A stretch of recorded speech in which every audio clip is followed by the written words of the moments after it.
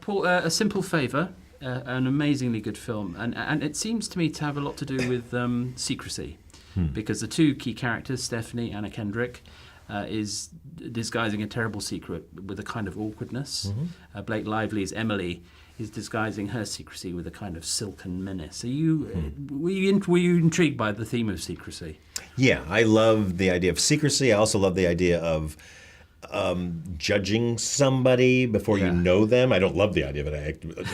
I deplore the idea of it, but that's why I like to dramatize it because, yeah, I find it fascinating that, and I'm as guilty of this as anybody, of like meeting somebody and going like, oh, okay, I know who they are. I kind of, and it's always sort of the lightest version, the most one-dimensional version of a person. And anytime you dig in, you go like, oh my God, I can't believe you've got this story. I can't believe this is in your past. Or I can't even believe that I thought you were this and you are actually this. Because Anna Kendrick's character is set up initially as the ingenue, and Blake Lively is a terribly sophisticated and worldly wise character. Yeah. And one of the I don't think it's giving away too much. One of the first big shocks in the film is to discover that Anna is not all she seems. Yeah, exactly. Which, again, it's funny. The first thing I reacted to when I read the script was that Anna's character reminded me of my mother.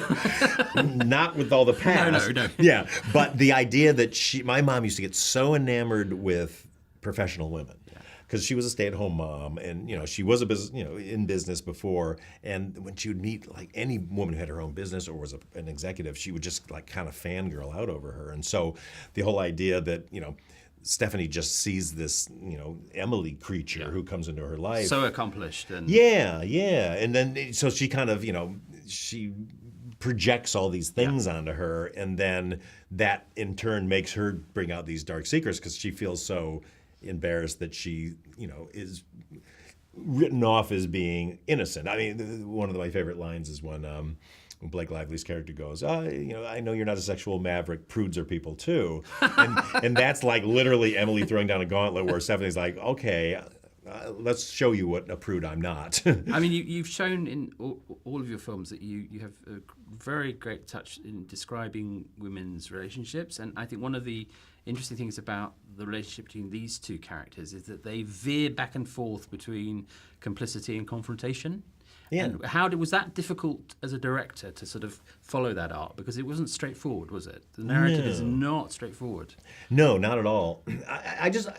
I go from the basis of I always want people in my movies and women in my movies to be equals.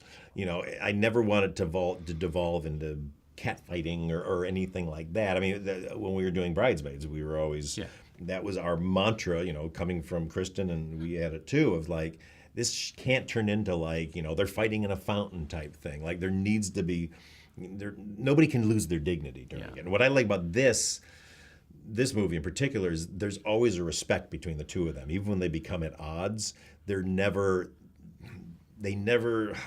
always respect the other one's intelligence. And Emily starts to discover that Stephanie's, there's more to Stephanie than she actually thought there was. And there's a difference, isn't there? There's a fundamental difference between that and the guy buddy movie. Yeah. I mean, what have you ever been tempted to make a traditional guy buddy movie? And that's not a genre that draws you at all. No, I'm just not. However weird this sounds, I'm not that interested in sort of the dynamics of men because I think I've seen it portrayed ad nauseum.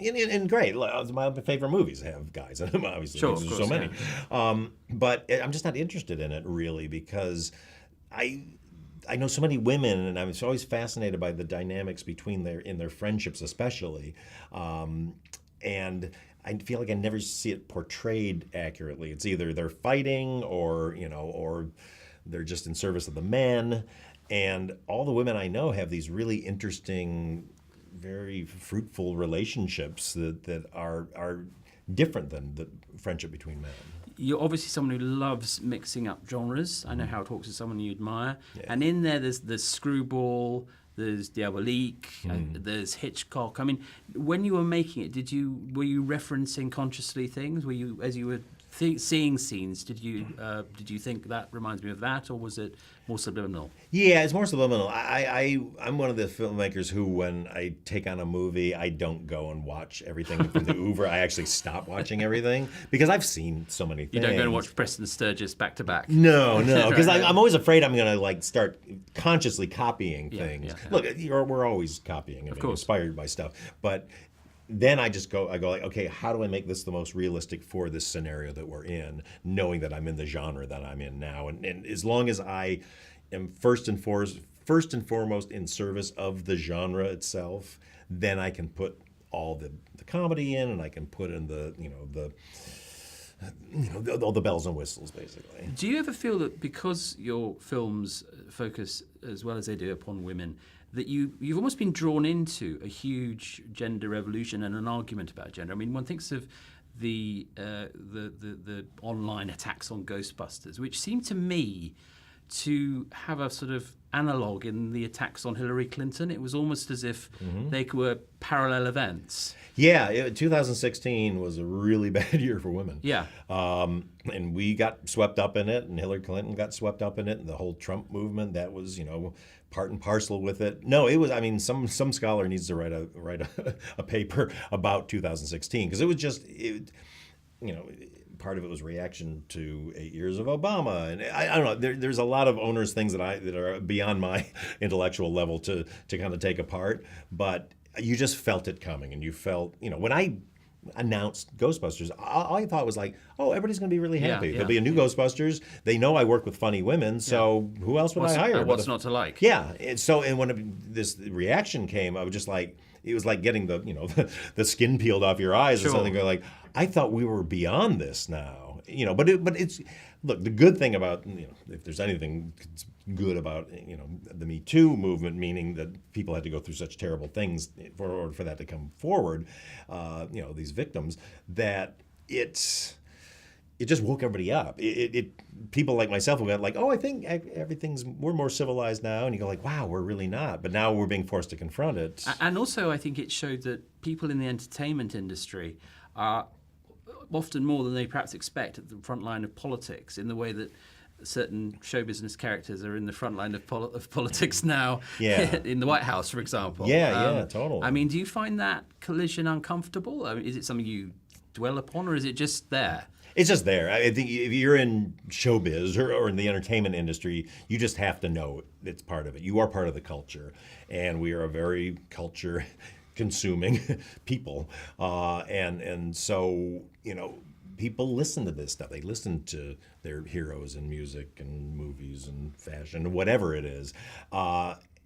Which is why I was getting nervous about trying to be too political in my persona, when you're going on social media and all that. But at the same time, you can't help it, because you are out there, and you want to at least leave. I want to leave a record of going like, this is what I approved of, this is what I didn't approve of. Sure, and it seems to me that this film is very much a film of 2018, because it's a film, as well as its amazing comedy and performances and so on, it's about women and their agency, isn't it? And their attempt to control their fate in sometimes very difficult circumstances. Yeah, but I think it's very universal as far as for men and women.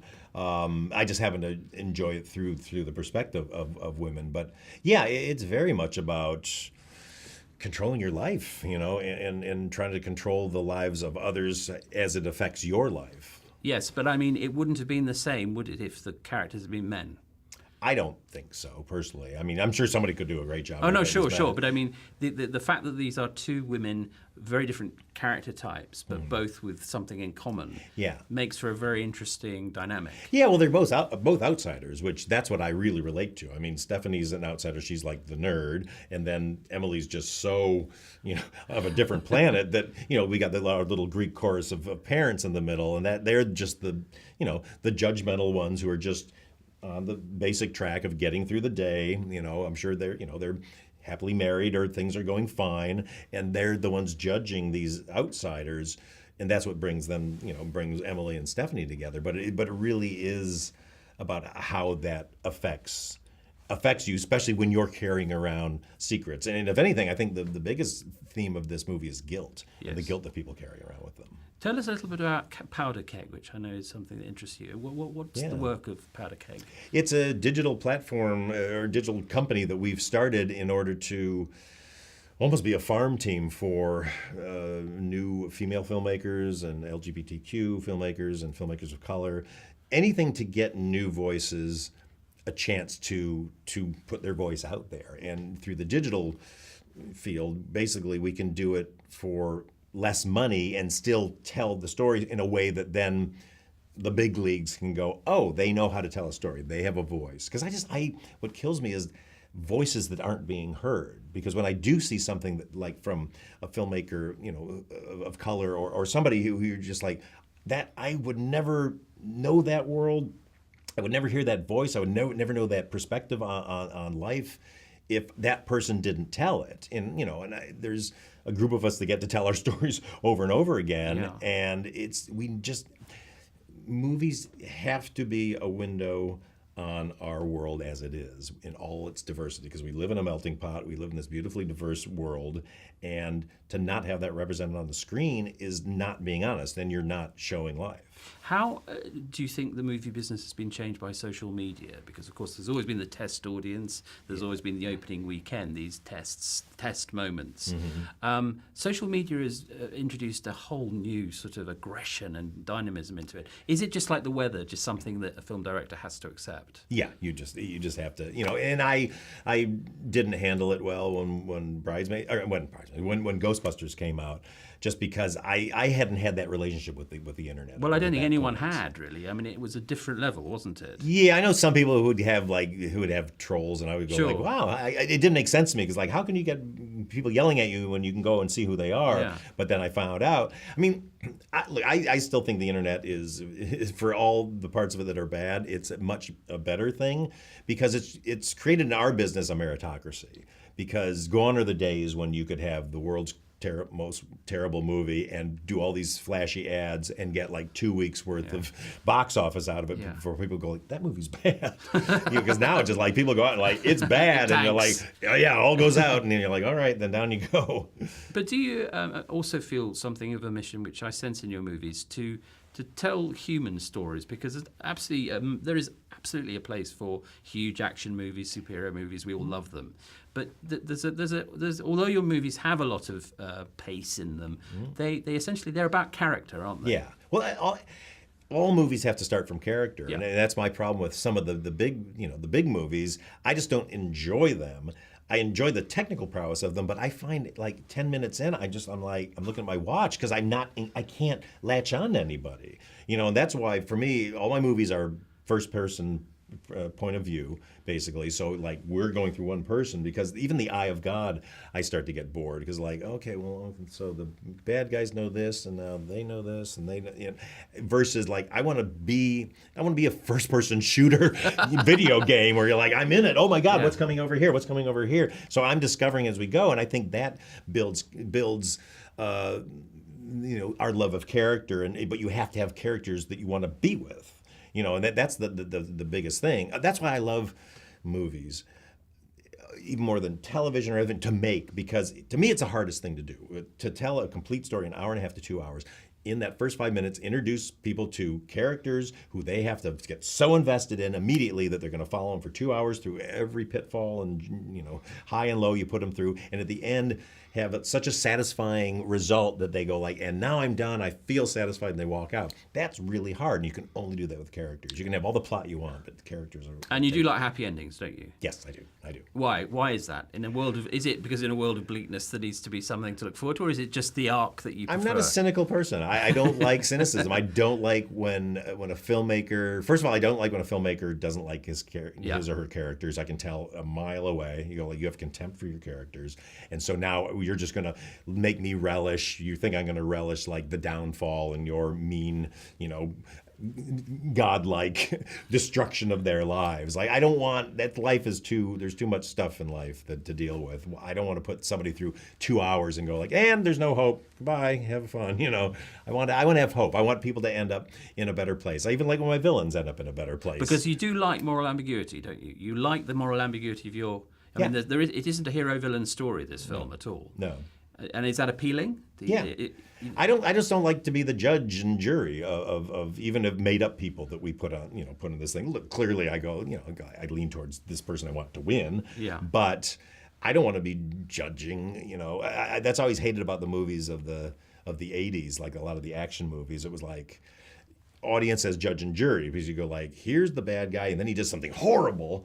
And then you're like, well, now it's okay for us to watch him get his head chopped off, and we're going to celebrate that. So it's always like, we have to make him do something worse and worse. And I just don't enjoy watching him do this horrible thing. Like even in Simple Favor, like you can at least understand why Emily does what she does. You don't condone it, but you're like, all right, she's protecting this, her life. And so this situation came up and she handles it in a very violent way. But at least in your head, you go like, all right, I get why she did it.